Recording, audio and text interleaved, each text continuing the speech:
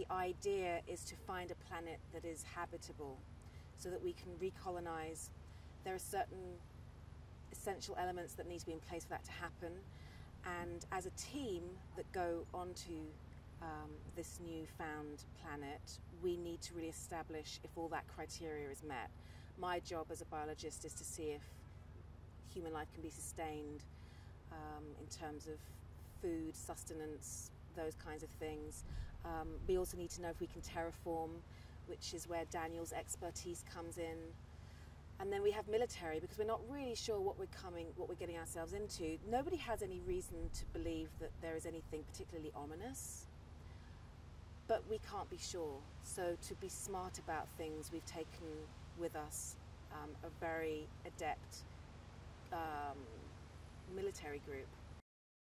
I see that there is a lot of potential for doing sampling and for doing tests that would help us determine if this is a good place for us to colonize. So I take along with me one of the military, and we embark on a journey deep into this landscape. But it very quickly starts to seem odd. There are no birds. There's fauna, no flora, or there's flora, no fauna. You know, things are amiss. So the decision to go separate ways is maybe not the wisest, particularly to go with this private Ledwood, who has a tendency to be curious and adventurous and venture off on his own, which really is the worst thing one can do when you're not sure what you're dealing with on the ground, literally.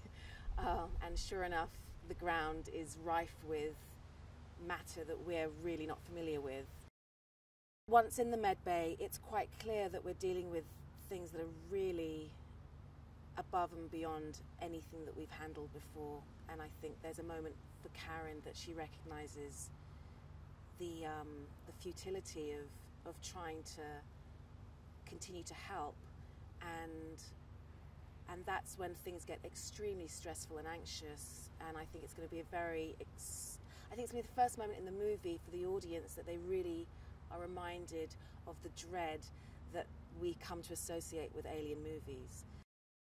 There comes a point where Ledwood is almost becoming beast-like in his agony, and in that moment he gives birth to a neomorph, and it's a really horrifying thing to witness, even as an actress in the room, knowing that you're working with prosthetics and actors and special effects. It was still such a visceral moment for all of us that it had me emotional in a way I wasn't really anticipating, which was great. And hopefully that was caught on camera, but it was also testament to the work of the special effects unit.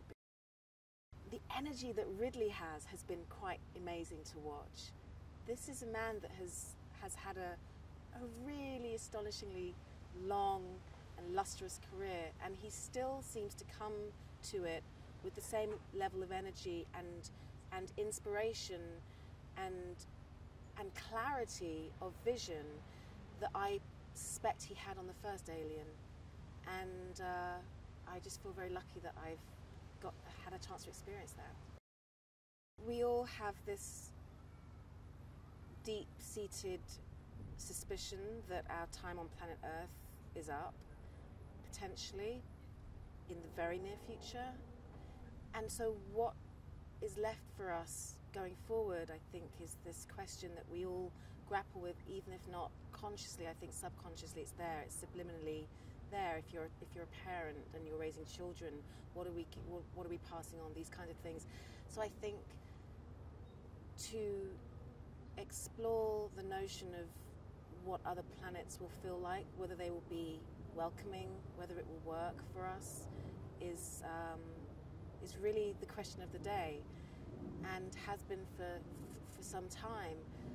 I think for that reason the movie taps into something that we're all collectively feeling that we need to address. And then you go to the next step, which is it going to be cool or isn't it? You know, in the original was so brilliant in that there was so much you didn't see. There was so much that you were left pondering. And I think dread is something that he talks a lot about, and I think he's masterful at creating dread, which is different from fear, and it's different from anxiety. Dread is something else, and I think he's found ways to incorporate that into this movie